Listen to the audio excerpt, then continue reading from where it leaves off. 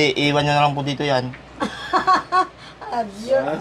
Yun naman pala. Bakit ang nga naman, tama siya. Bakit antayin pa natin? Pwede naman umpisahan ngayon. Tanungin niyo po kung papayag. Papayag kay Mami De? Oo. Bakit hindi? Ikaw papayag ka? Of course. Oh, of course daw. English speaking.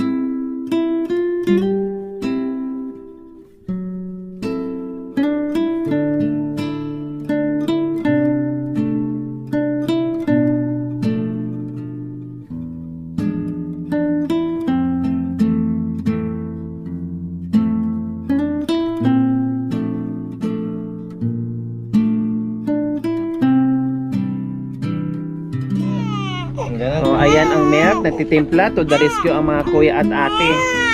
No.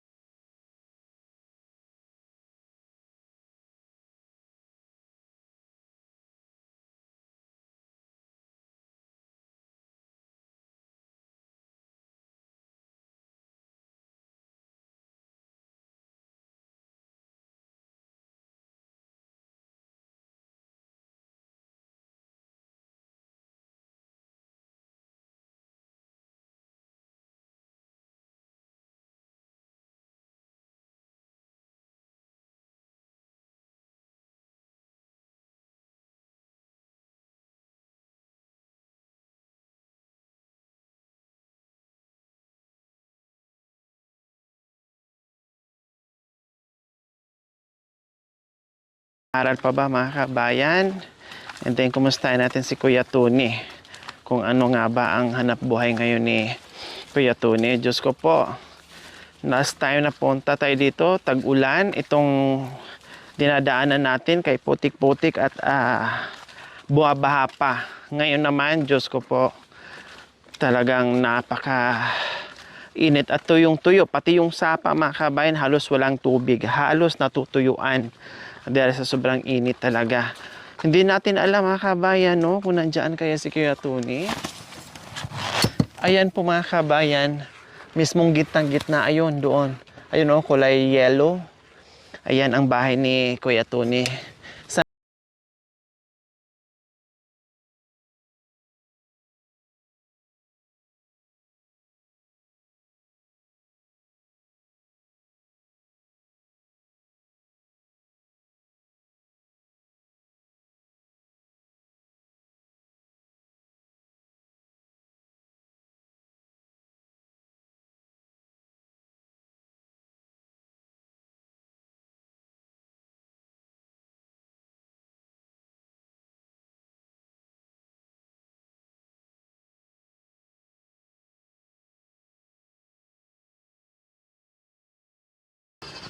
Yan, ito yung pinapatayuan natin ng bahay, Mami D. Na dito dati nakatayo o dito sa bungad. Kailang unti-unting nasisira.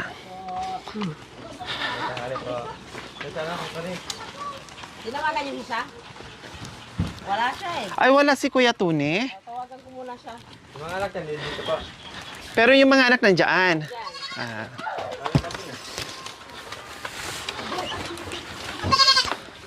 Wow, ang daming kambing. Buti pa yung kambing, ang ganda ng bahay kubo niya, oh. O, di ba? Ang ganda-ganda ng bahay kubo niya. Oo. Oh. Yes. Ang ganda ng pwesto niya dyan. Hello! Nandito pala. Hello! Saan si Papa mo, be? Nasaan si Papa? Nagpapataya po. Nagpapataya. Wow! Perasog. Oh. Eh, yung bunso? Ay, kawawa naman. Pero Kaya yung bunso? Ha? Yun na yung bunso? Ay, lumaki na, no. Ang laki na ng bunso niya, kailang hindi na kami Pera kakilala. Usog, pera usog. Oo. Natakot. Dati, ang ilang buwan lang yan mga kami. Siguro 3 months or 4 months ganyan. Ngayon, malaki na. Naku, hindi natin kilala. Anong nangyari? Sinungtok siguro to, lasing si Kuya Tony. No? Siya lang magpapaliwanag sa inyo mamaya. Mukhang tumpak ako ah. Siya lang Mukhang tumpak na tumpak. Kasi parang, ano sa kamauto oh. Paglasing ka. Siya lang Oh, magpapaliwanag sa pati inyo ito. mamaya. Siya lang magpapaliwanag. Pati ito, sa ano to, sa taong lasing to. Ayan, epekto ng alak to. Bakat na bakat dito eh. Ayan oh, pag suntok yan, may bumakat dito, Red Horse. Oh. Hi, kumusta ka anak? Nag-aaral ka? Pa din? Opo. Lahat kayo nag-aaral? Oh, very good. Nag-aaral. Saan mga kapatid mo, anak? Nasa loob, pati ito?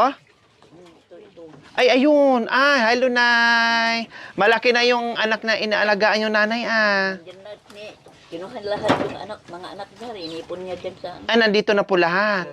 Di ba kayo po yung nag-alaga nun? Akala ko Nalagaan namin, pero kinuha na. nung lumaki na. Ah, kasi kaya naman ng mga bata. Mga anak niya dito. Ah. Ito tadyak to. Ito kamao. Ito tadyak. Oh, ganun, ganyan yan siya. Buka. Ganon. Akala mo ha, kahit hindi ako lasinggero. Talagang kuwang-kuwang. Oh, sabi ko na nga ba.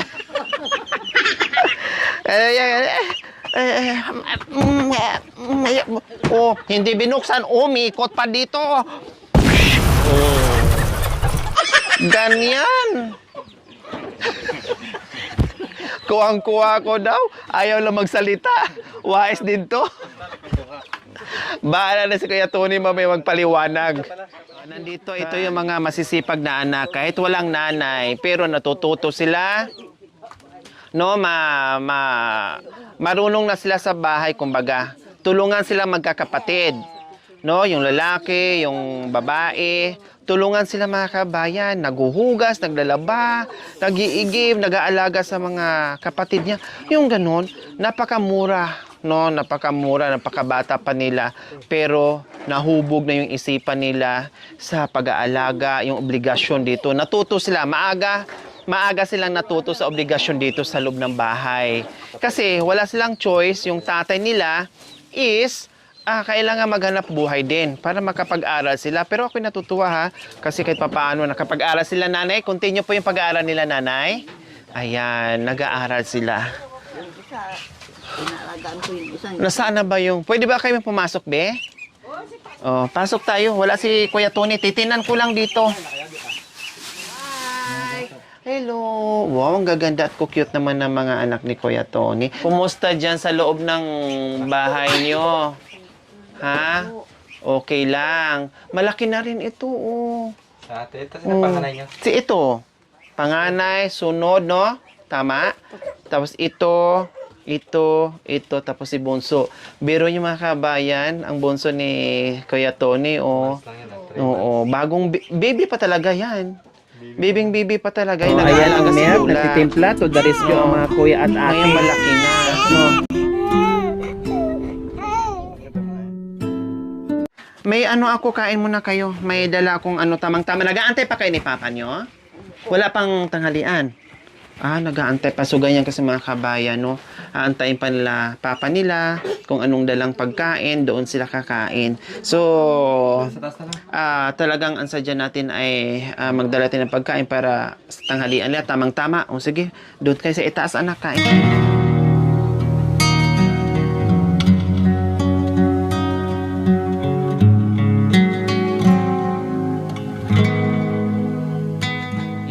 Ay, nakalimutan pala natin soft drinks, ano? Meron sa atin. Sige, bili tayo. Kuha ka muna, bayaran mamaya. Sige, kain kayo ha, kasi wala pa si Papa. Hindi pa niya alam siguro, kaya hindi pa umuwi dahil dumidiskarte pa. Biro yung alauna na. Wala pa kayong kain. Sige, tamang-tama yan. Kain lang kayo dyan. Ate, Marunong na. Marunong na yan. Wow, very good.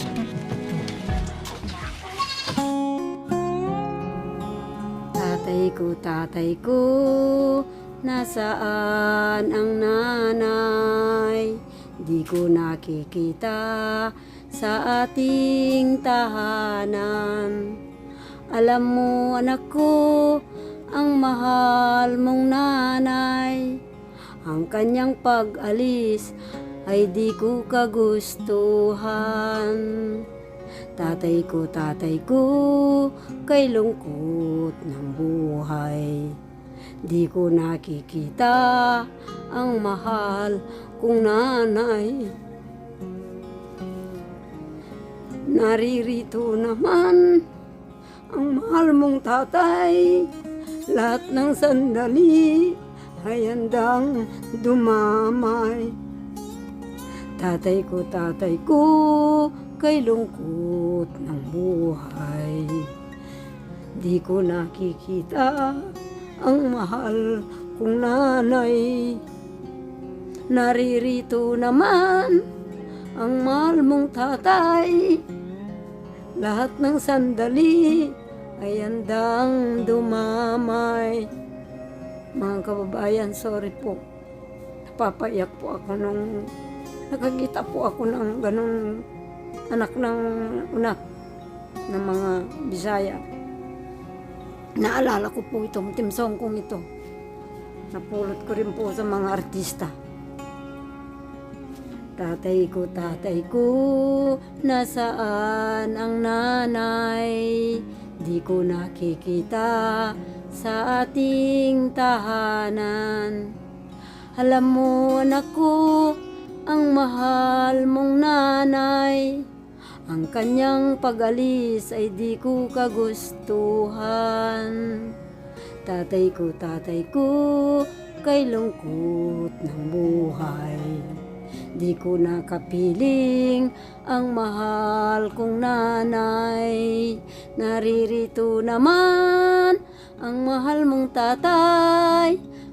Lahat ng sandali ay handang dumamay. Yun.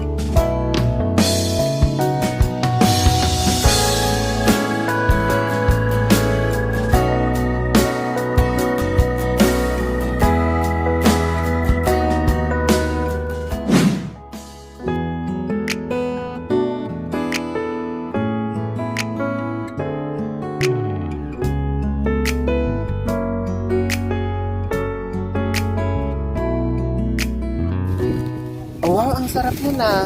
Lumpia? Turun buko po. Ha? Turun buko. Turun buko. Buko at saka malakit na punti. Ay talaga, saan mo nabili? Kabayan. Magkano isa? 5 po. Talaga, turun buko. Meron palang ganun. Sa bagay, merong turun na merong langka, di ba? So, ang ulam ng mga bata, nasaan? Turun pa na ko ay, sabi din yun. Apat ang anak mo. 5 bali 5 kayo kakain. Ito yung ulam, 2 putahe. Ito, kumain na rin po. Sa mga bata na lang to. Pero kahit na 2 putahe. Ano ba tong isa? Oh, grabe. Isang serve na to, kuya? Ganun yun. Magkano to? 30. Kung bumili ka na lang sana ng gulay at niluto mo, hanggang maghapon na yon ang ulam. Ulamin yung ito, magkano? 20-50. Para mas makatipid, hindi yung tuwing bili, mahal, makakatipid ka pag magluto Kahit walang sahog, kahit walang mumo. Kahit sibuyas lang at tawag nito, bawang, pwede na.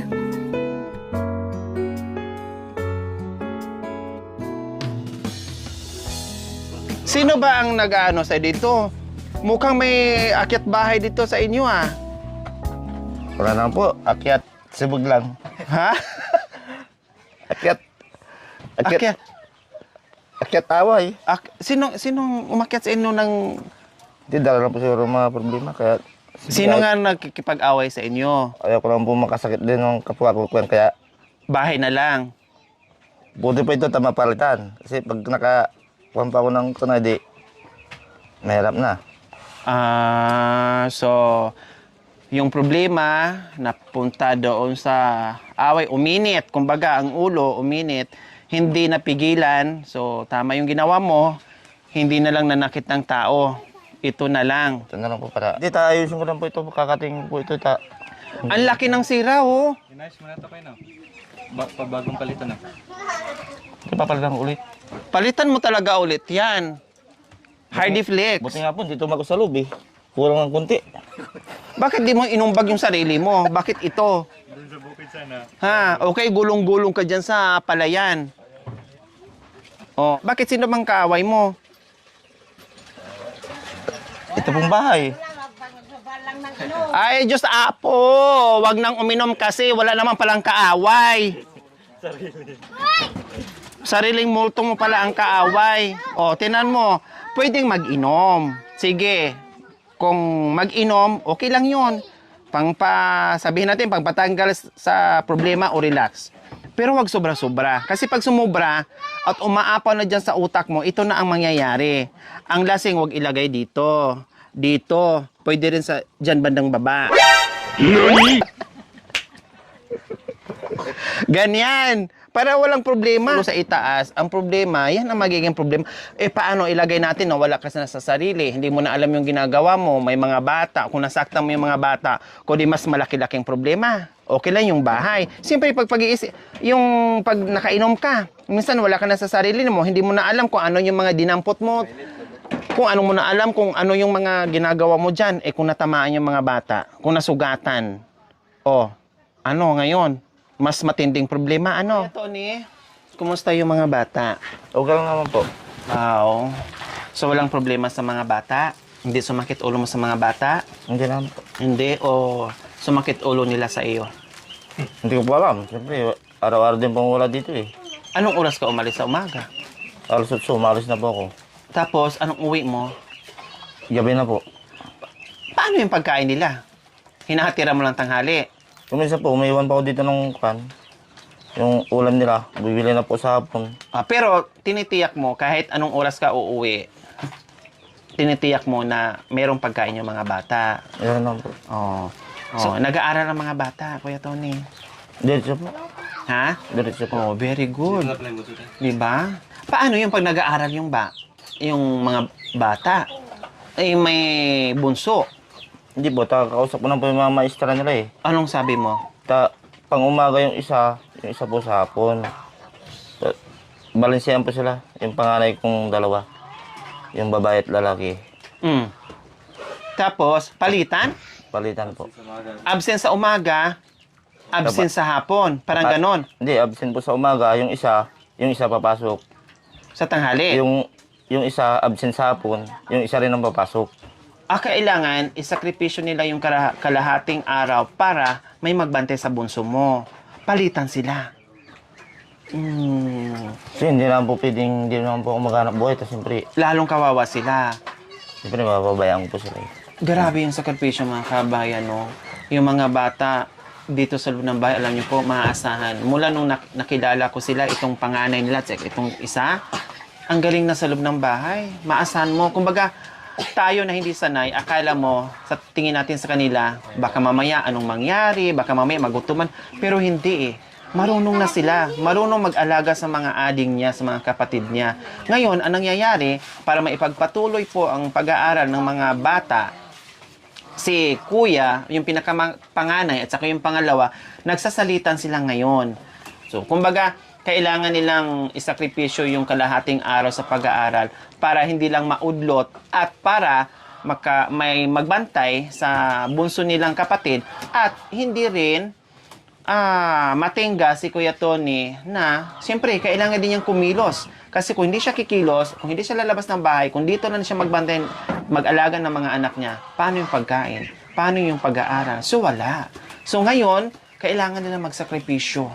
Ang hirap po talaga, Kuya Tony, pag walang ilaw ng tahanan.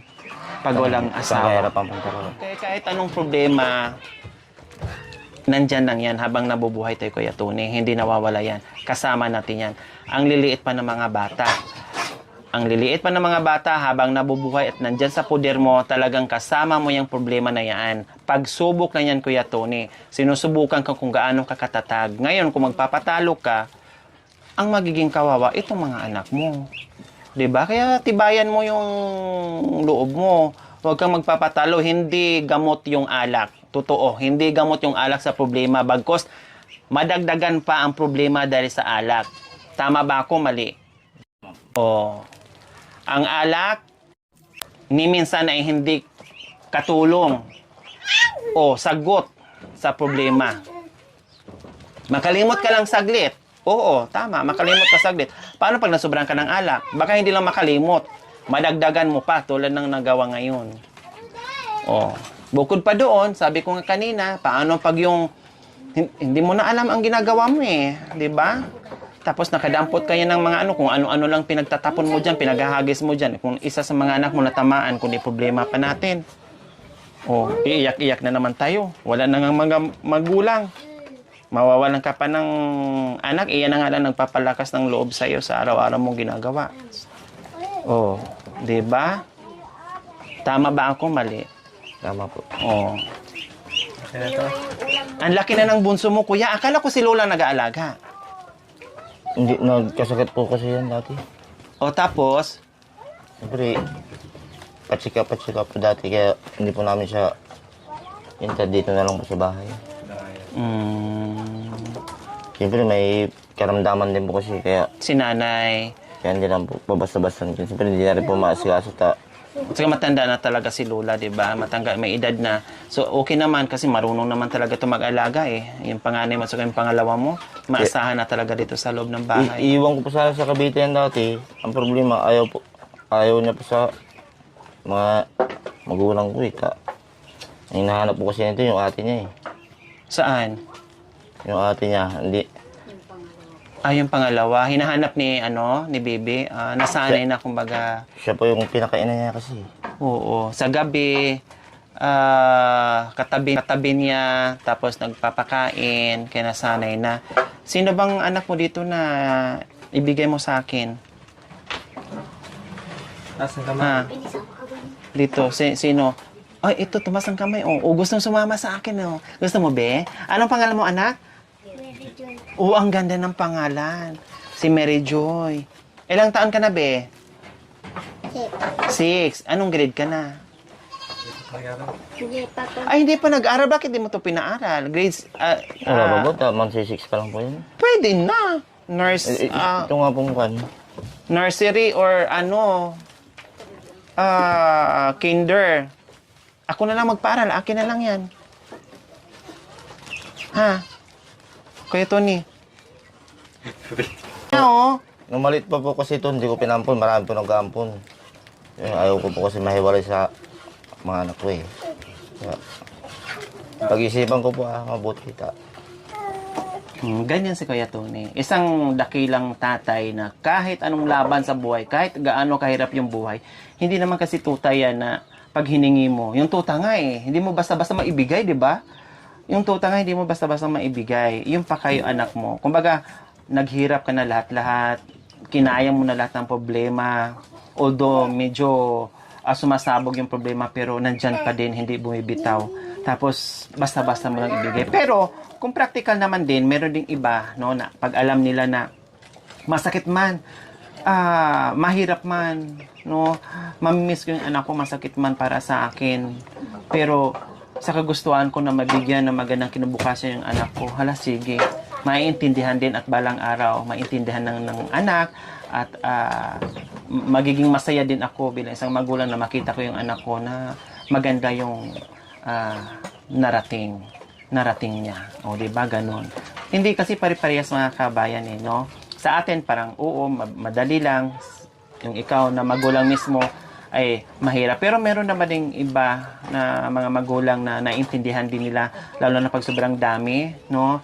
Lalo na pag sobrang dami ay talagang wala silang choice. Okay, sige, doon ka muna kay auntie mo, doon ka muna kay kay ganito sa kaibigan para makapag-aral ka anak kasi hindi ko kayang ibigay yung gusto mo, hindi ko kayang ibigay yung magandang kinabukasan mo. Ganon, di ba? Yung chicks na sinasabi nyo eh. Ay, hinahanap niya. Saan na ba? Pasok mo nga. Yung chicks. Yung hinahanap yung chicks. Nakita ko lang. Mami D, hali po kayo. Kaya pa sa... Kaya pa yan. Kasi...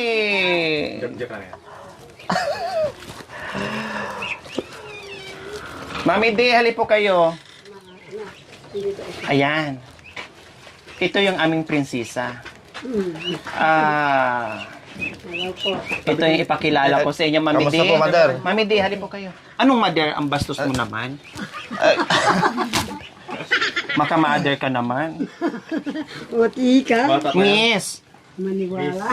Mother, ano ka? Miss! Akala mo naman.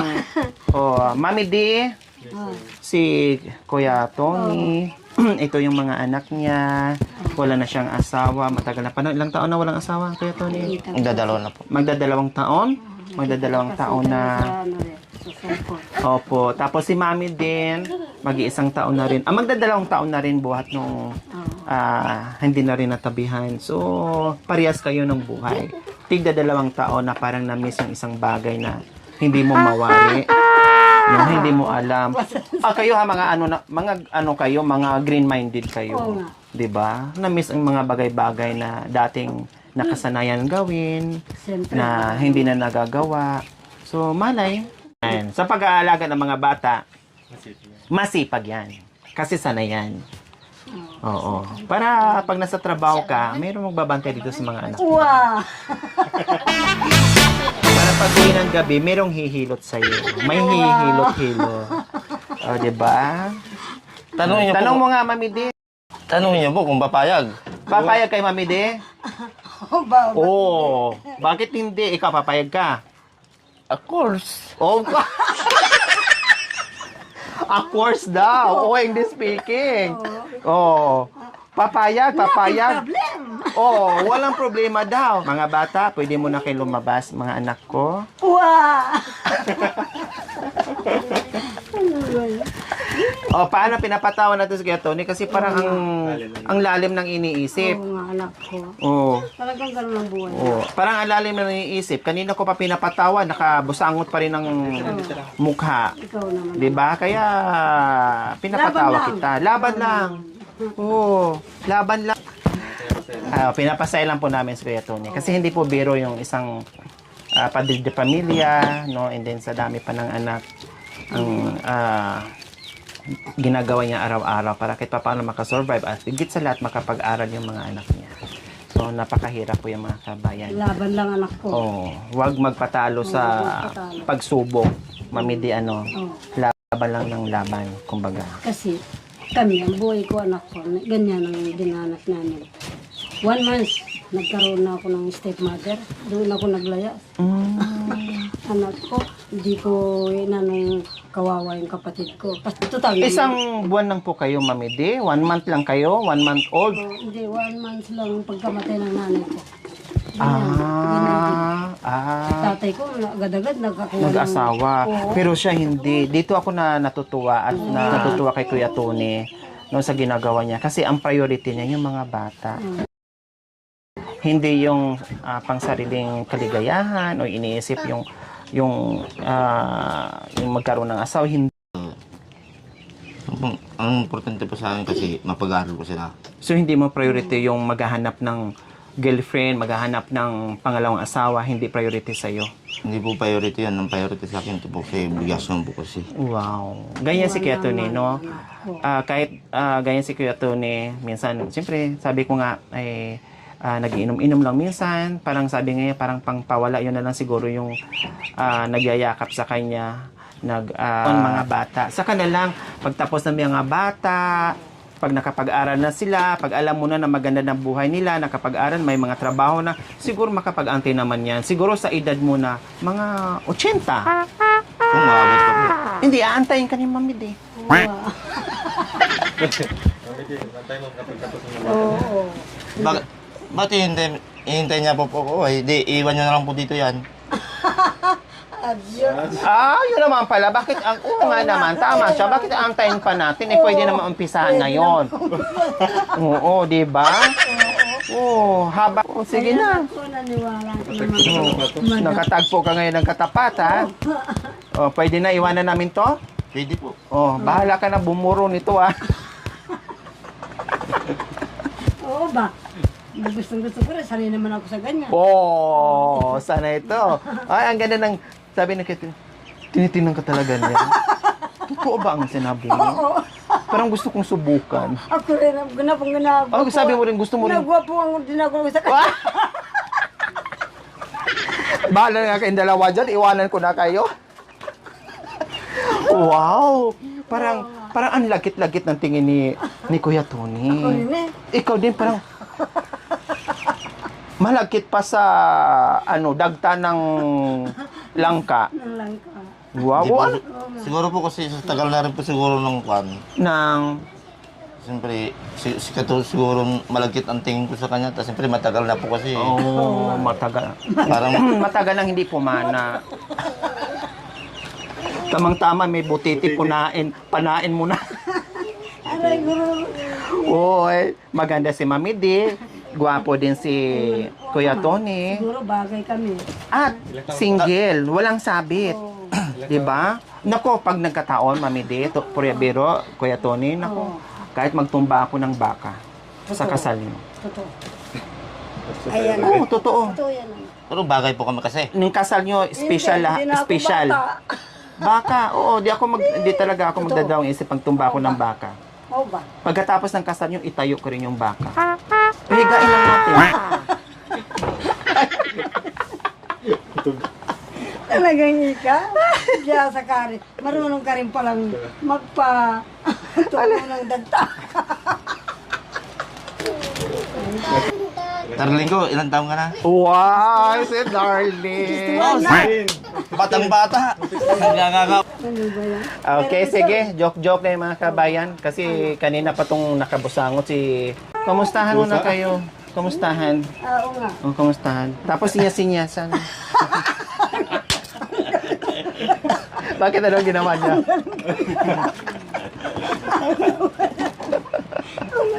Ay, nako, dito na nga ako, Kuya Tony. Sige, ito, pambili mo ng ulam mamaya sa mga bata. Pang baon-baon nila. Ha? Mga piraso sa inyong lahat. Pambili mo ng pag-ulam. Anong gusto yung ulam mamaya? Kasi naka-chicken na kayo. Hotdog. Ang simpleng kahilingan ng panganay mong anak. Hotdog. Ano pa? Sa inyo, ano be? Diyos ko, ang sisimple ng mga kahilingan ng mga bata. No? Longganisa, hotdog. Ang mga yan. Ano sa'yo, Nako be? po. Hotdog kay kuya, kay ano, sa'yo, ano sa'yo na? Kung ayaw mag-ano. Hotdog na lang? Kung ano kay kuya? Longganisa. Hotdog din sa'yo, be. Ano? Ano sa'yo, nak? Noodles. Siguro ito lang talaga masaya na sila. Yung noodles, yung itlog, yung hotdog, yung longganisa. Yan yung mga kinakain nila na May ulam niyo. para sa kanila special. Yung mga simpleng kahilingan. Alam mo yung mga bata na hindi masilang sa ulam. Alam mo yung mga batang kontento na sila kung anong kakainan, anong ulam, o anong bit-bit ni papa nila. Katulad kanina, 2 order kasi napakamahal ng order. No? 30 yung gulay, 20 yung gulay, 30 yung 2 pirasong karne na manok yun o baboy. Manok po. Manok. Pag hati-hatian nilang 6, alam mo yun, na sa ganun ay kontento na sila. Kaya yung mga request nila, napakasimple. 'Di ba? Napakasimple. So ayan mga kabayan, dito lang tayo, dinalaw natin sila, dinaanan kasi may vlog tayo doon. No, sabi ko, dadaan naman na tayo, puntahan natin, kumustahin natin. So masaya kasi sabi ko, kumustahin ko yung pag-aaral, no? Kumustahin ko rin si Kuya Tony, no? At maganda yung balita, buo pa din, walang nadagdag, continue sa buhay-buhay, no? Lalo-lalo na yung pag-aaral nila. So, ganun dapat, Kuya Tony, ano?